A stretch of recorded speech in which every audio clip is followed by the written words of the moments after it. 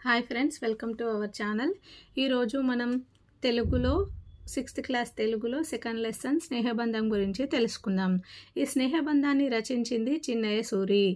ఈ పాఠం యొక్క ప్రక్రియ వచ్చేసి కథ, ఇతివృత్తం వచ్చేసి నైతిక విలువలు. అయితే ఈ పాఠం ఎందులో నుండి తీసుకొనబడింది? విష్ణు శర్మ పంచతంత్రం ఆధారంగా మిత్రలాభంలో నుండి తీసుకొనబడింది.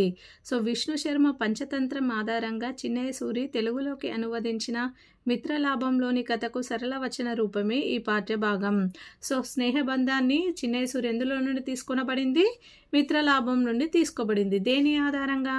విష్ణు శర్మ పంచతంత్రం ఆధారంగా తీసుకొనబడింది. ఈ లెసన్స్లో కాకి, ఎలుక, తాబేలు అని 3 స్నేహితులు ఉంటారు. వారి గురించి స్టోరీ. సో అడవిలో ఉన్న స్నేహితులు ఎవరు? కాకి, ఎలుక, తాబేలు. ఇందులో కాకి పేరు వచ్చేసి లఘుపతనకం, ఎలుక పేరు వచ్చేసి హిరణ్యకం, తాబేలు పేరు వచ్చేసి మంతరకం. ఇవి క్వశ్చన్స్ అడుగుతారు. కాకి పేరేంటిది, ఎలుక పేరేంటిది, తాబేలు పేరేంటిది అనే క్వశ్చన్స్ అడుగుతారు. నెక్స్ట్, ఒకరోజు అడవిలోకి జింక భయంతో పరిగెత్తుతూ ఈ స్నేహితుల దగ్గరికి వచ్చింది. ఒకరోజు తాబేలు, ఎలుక, కాకి అడవిలో ఉండగా వీరి దగ్గరికి ఒక జింక పరిగెత్తుకుంటూ వచ్చింది. అప్పుడు ఎవరో వీళ్ళ మీద అటాక్ చేస్తున్నారని భయంతో తాబేలు ఏమో నీటి మడుగులోకి, ఎలుక ఏమో కలుగులోకి, కాకి ఏమో చెట్టు మీదికి వెళ్ళిపోయింది. జింక వచ్చేసరికి భయంతో తాబేలు ఎందులోకి వెళ్తుంది? నీటి మడుగులోకి, ఎలుక కలుగులోకి, కాకి చెట్టు మీదికి వెళ్తుంది. ఇవి కూడా గుర్తుంచుకోవాలి. నెక్స్ట్, కానీ చుట్టూ చూసి ఎవరూ లేరని నిర్ధారించుకొని తన స్నేహితులను పిలిచింది. అప్పుడు తాబేలు బయటకు వచ్చి జింకను ఎందుకు భయపడుతున్నావని తాబేలు అడిగింది. ఫస్ట్ జింకను ఎందుకు భయపడుతున్నావని ఎవరు అడిగారు అని క్వశ్చన్ అడుగుతారు. దానికి ఆన్సర్ ఏంటిది? తాబేలు అని గుర్తుంచుకోండి. మొదట జింకను ఎందుకు భయపడుతున్నావని అడిగింది తాబేలు అని గుర్తుంచుకోండి. ఇక్కడ జింక పేరు వచ్చేసి చిత్రాంగుని. గుర్తుంచుకోండి పేర్లు. కాకి పేరు లఘుపతనకం, ఎలుక పేరు హిరణ్యకం, తాబేలు పేరు మందరకం, జింక పేరు చిత్రాంగుని అని గుర్తుంచుకోండి. అప్పుడు జింక, ఒక వేటగాడు నన్ను తరుముతుంటే భయపడుతూ మీ దగ్గరికి వచ్చాను. మీ స్నేహం నాకు కావాలి అంది. అప్పుడు సరే అని మిగతా వాళ్ళందరూ కూడా ఒప్పుకున్నారు. నెక్స్ట్, ఒకరోజు జింక మేతకు వెళ్ళి రాలేదు. అందరూ కంగారు పడ్డారు. కాకి పైకి ఎగిరి జింక వలలో చిక్కుకుందని తెలుసుకుంది. అప్పుడు ఎలుక వలను కొరికి జింకను బయటికి తీసుకువచ్చింది. ఒకరోజు జింక మేతకు వెళ్తుంది. ఎంతసేపు అయినా కూడా ఇంటికి రాలేదు, వాళ్ళు ఉండే ప్లేస్కి రాలేదు. అప్పుడు కాకి ఎగిరి పైకి వెళ్ళి ఎక్కడుందా అని వెతికితే జింక ఒక వేటగాడి వలలో చిక్కుకుందని ఆ కాకికి తెలిసింది. అప్పుడు వచ్చి అందరికీ చెప్తుంది. మిగతా వాళ్ళ ఫ్రెండ్స్ ఉంటారు కదా, వాళ్ళందరికీ చెప్తే ఎలుక వచ్చేసి ఏం చేస్తుంది? ముందు ఎలుక వెళ్ళి ఆ జింకను వేసిన వలను కొరికి జింకను బయటికి విడుదల చేస్తుంది. నెక్స్ట్ జింక అపాయాలు. జింకకు ఎన్ని నెలల వయసు ఉన్నప్పుడు ఫస్ట్ ఒక వేటగాడి ఉచ్చులో ఉన్నది అని క్వశ్చన్ అడుగుతారు. అందులో ఆన్సర్ ఏం చెప్పాలి? 6 నెలల వయసు ఉన్నప్పుడు. అంటే ఫస్ట్ అపాయం కలిగింది ఎన్ని నెలల వయసు ఉన్నప్పుడు? 6 నెలల వయసు ఉన్నప్పుడు అని చెప్పాలి. నెక్స్ట్, 6 నెలల వయసు ఉన్నప్పుడు ఒక వేటగాడి ఉచ్చులో చిక్కుకున్నాను. ఆ వేటగాడు నన్ను ఆ దేశపు రాజకుమారునికి కానుకగా ఇచ్చాడు. వాళ్ళు ఎంతో ముద్దు చేసేవాళ్ళు, స్వేచ్ఛనిచ్చారు. ఫస్ట్ జింక అపాయాలలో ఎన్ని నెలల వయసు ఉన్నప్పుడు వేటగాని ఉచ్చులో చిక్కుకుంది? Important question. 6 నెలల వయసు ఉన్నప్పుడు వేటగాని ఉచ్చులో చిక్కుకుంది. అప్పుడు ఆ వేటగాడు ఏం చేశాడు? రాజకుమారునికి కానుకగా ఇచ్చారు. వాళ్ళు ఎంతో ముద్దుగా చూసుకున్నారు, స్వేచ్ఛను కూడా ఇచ్చారు. నెక్స్ట్, తర్వాత రాజభవనంలో నుంచి బయటకు వచ్చి వీధిలో తిరుగుతుంటే పిల్లలు నన్ను తరిమారు. అప్పుడు పూలతోట కంచె నుండి లోపలికి దూకాను. అక్కడ అంతఃపురపు స్త్రీలు నన్ను పట్టుకొని రాజకుమారుని పడికింటికి దగ్గరగా స్తంభానికి కట్టేశారు. అప్పుడు వర్షం పడ్డది. అప్పుడు నేను నా వాళ్ళతో కలిసి ఉంటే ఎంత బాగుండోనో అని మానవ భాషలో అన్నాను. నా మాటలు రాజకుమారుడు విని నన్ను అడవిలో వదలమన్నాడు. సో జింక దొరికింది కదా, అతన్ని ఎక్కడికి తీసుకెళ్లారు? రాజభవనానికి తీసుకెళ్లారు. రాజభవనం నుంచి తప్పించుకొని బయటకు వస్తే పిల్లలు తరిమారు. అప్పుడు పూలతోట కంచె నుండి మళ్ళీ లోపలికి దూకాను. అప్పుడు అంతఃపుర స్త్రీలు ఏం చేశారు, రాజకుమారుడి పడికింటికి ఎదురుగా ఒక స్తంభానికి కట్టేశారు. అప్పుడు నైట్ పూట వర్షం పడుతుంటే ఇది మానవ భాష నేర్చుకుంటుంది. ఆ మానవ భాషలో నేను నా వాళ్ళతో కలిసి ఉంటే ఎంత బాగుంటుందో అని అన్నది. అప్పుడు రాజకుమారుడు విని దీనిని బయటికి పంపించేశాడు. నెక్స్ట్ ఇది దాని స్టోరీ చెప్పేసింది జింక వాళ్ళకి. నెక్స్ట్ వీళ్ళ ముగ్గురికి ఎదురుగా వచ్చింది ఎవరు, తాబేలు. వీళ్ళ ముగ్గురికి ఎదురుగా వచ్చింది తాబేలు. ఈ క్వశ్చన్స్ కూడా అడుగుతారు. అప్పుడు ఎలుక తాబేలుని కోపడుతుంది. నెక్స్ట్ అప్పుడు వేటగాడు వస్తుండని కాకి చెప్పింది. చెప్పగానే ఎలుక ఎందులోకి వెళ్తుంది, కలుగులోకి వెళ్తుంది. మందరకం అంటే తాబేలు మడుగులోకి, కాకి చెట్టు మీదకి వెళ్ళాలి. కానీ తాబేలు ఒకటే అది వచ్చేలోపు వెళ్ళలేకపోతుంది. కానీ తాబేలు మాత్రం భయంతో నిలిచిపోయింది. నెక్స్ట్ అప్పుడు ఎలుకకు ఒక ఉపాయం వచ్చింది.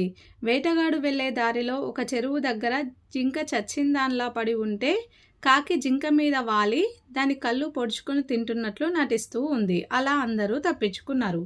తాబేలు చిక్కుకుంది కదా వేటగాని వలలో.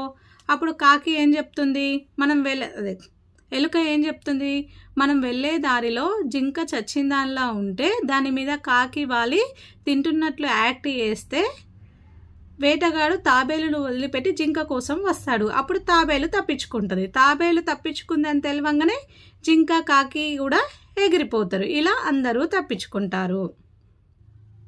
నెక్స్ట్ గ్రామర్లో ఇందులో ఒక పారాగ్రాఫ్ ఉంది. దానికి ప్రశ్నలకి జవాబులు రాయాలి.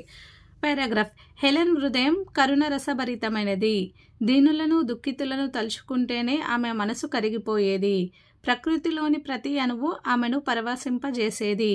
మామూలు మనుషులకు కళ్ళు రెండే కానీ ఆమె శరీరమంతటా స్పర్శరూప నేత్రాలున్నాయి. ప్రతి స్పర్శకు ఆమె మనసారా అనుభూతి పొంది తన భావాల్ని అనర్గళంగా ప్రకటించేది. తన లాంటి వాళ్ళ జీవితాల్లో వెలుగు నింపేందుకే జీవితాన్ని అంకితం చేసిన ఉన్నత వ్యక్తిత్వం హెలెన్ కెల్లర్ది. ప్రపంచమంతా తిరిగి ప్రత్యేక అవసరాలున్న పిల్లలను కలిసి వాళ్ళలో ఆత్మవిశ్వాసాన్ని నింపింది. ఈ నేపథ్యంలో ఇంగ్లాండ్, అమెరికా, ఆఫ్రికా దేశాలతో పాటు ఇండియాను కూడా సందర్శించింది.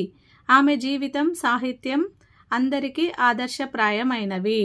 ఇది ఒక పారాగ్రాఫ్. దీనికి కొన్ని క్వశ్చన్స్ ఇస్తారు, అందులో మనం ఆన్సర్స్ రాయాలి. ఆ పారాగ్రాఫ్కి క్వశ్చన్స్ చూడండి. ఫస్ట్ క్వశ్చన్, హెలెన్ ఎటువంటిది? హెలెన్ ఎటువంటిది? ఆదర్శప్రాయమైనది, ఉన్నత వ్యక్తిత్వం కలది. నెక్స్ట్, హెలెన్ పరవశింపజేసేది ఏది? హెలెన్ను ఏది పరవశింపజేస్తుంది? ప్రకృతిలోని ప్రతి అణువు ఆమెను పరవశింపజేస్తుంది. నెక్స్ట్, ఎవరి జీవితాల్లో ఆమె ఆత్మవిశ్వాసాన్ని నింపింది? అంటే ఎవరి జీవితాల్లో విశ్వాసాన్ని నింపింది? ప్రత్యేక అవసరాలున్న పిల్లలతో కలిసి వాళ్ళల్లో ఆత్మవిశ్వాసాన్ని నింపింది. నెక్స్ట్, హెలెన్ ఏ దేశాలను పర్యటించింది? హెలెన్ ఏ దేశాలను పర్యటించింది? England, America, Africa, India. Next, ఈ లెసన్లో అర్థాలు చూడండి.